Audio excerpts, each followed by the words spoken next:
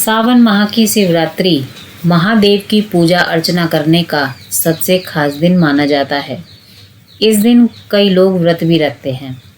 सावन माह की शिवरात्रि पर व्रत रखने से भक्तों को मोक्ष की प्राप्ति होती है। इस व्रत को रखने वालों को सुबह जल्दी उठकर स्नान कर स्वच्छ वस्त्र पहनकर भस्म का तिलक लगाना चाहिए और विधि विधान से भगवान शंकर की पूजा अर्चना करनी चाहिए। फिर शाम को भी विधि विधान से शिव शंकर भगवान की पूजा करनी चाहिए और शिवरात्रि की व्रत कथा भी जरूर सुननी चाहिए। बिना व्रत कथा सुने यह व्रत अधूरा माना जाता है। नमस्कार दोस्तों, कैसे हैं आप सभी? आप सभी का स्वागत है मेरे चैनल वैदिक सेंट्रल में। आज मैं आपके लिए लेकर आई हूँ सावन माह की शिवरात्रि पर एक व्रत कथा। तो चलिए कथा सुनते हैं। प्राचीन समय की बात है। एक चित्रभानु नाम का शिकारी था। वह अपने परिवार का पोषण पशुओं की हत्या करके करता था। उसने एक साहूकार से कर्ज भी ले रखा था, लेकिन कर्ज न चुका पाने के कारण साहूकार बहुत क्रोधित हो जाता है और उसे बंदी बना लेता है। संयोगवश उस दिन शिवरात्रि थी। बंदी रहते हुए शिकारी ने शिव संबंधी धार्मिक बातें भी सुनी और शिवरात्रि व्रत कथा भी सुन ली। शाम में साहूकार ने शिकारी को बुलाया और पूछा, तुम मेरा कर्ज कब तक चुका दोगे? शिकारी ने अगले ही दिन चुका दूंगा ऐसा साहूकार से वादा किया। साहूकार ने उसे जाने दिया।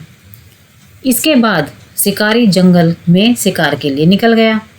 दिन भर बंदी गृह में रहने के कारण शिकारी को बहुत भूख और प्यास लगी थी।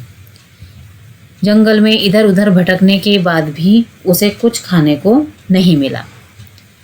बाद में वह एक जलाशय के पास गया और पानी पीकर वहीं पर एक पेड़ था जहां पर वो उसके ऊपर बैठ गया।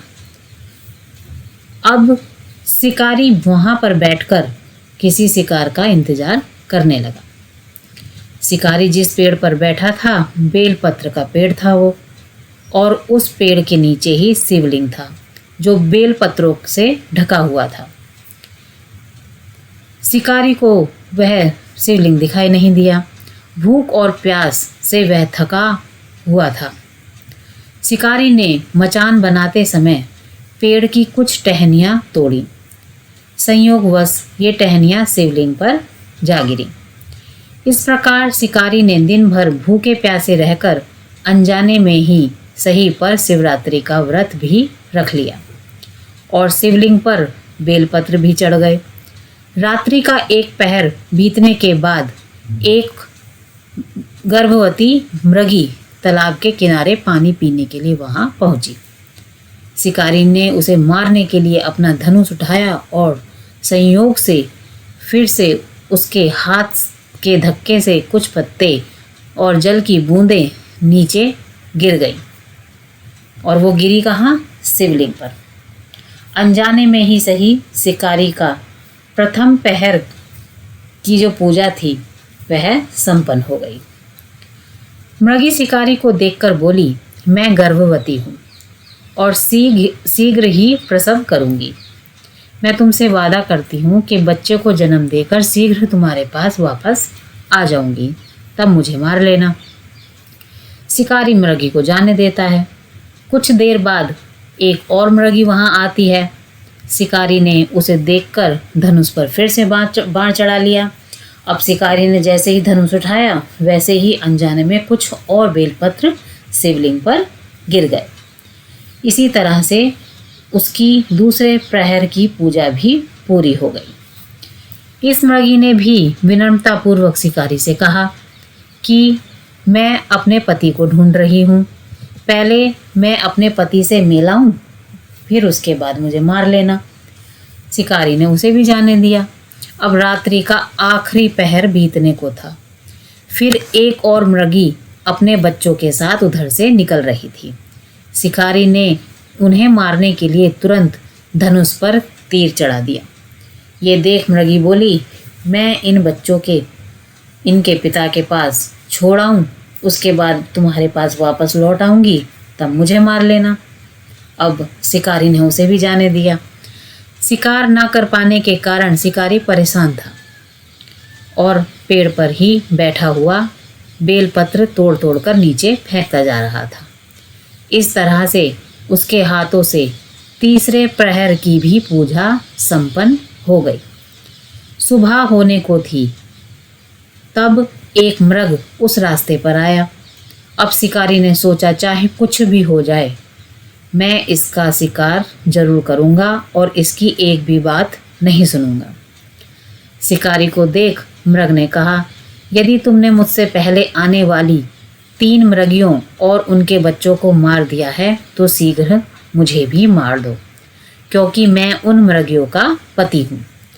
यदि तुमने उन्हें जाने दिया तो मुझे भी कुछ समय के लिए जीवन दान दे दो।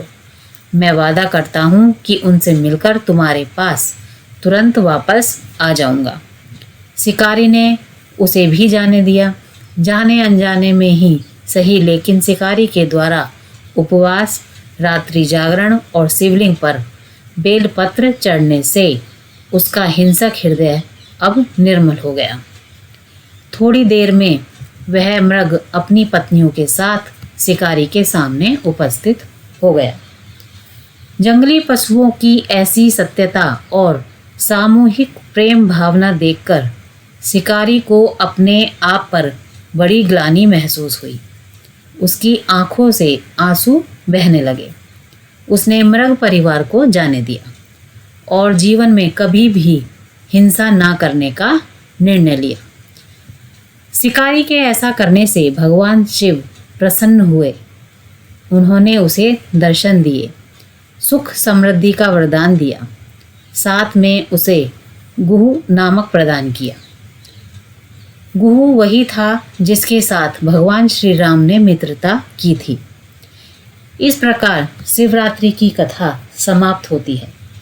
चलिए आप सभी हाथ जोड़कर बोलिए, ओम नमः पार्वती पते हर हर महादेव की जय।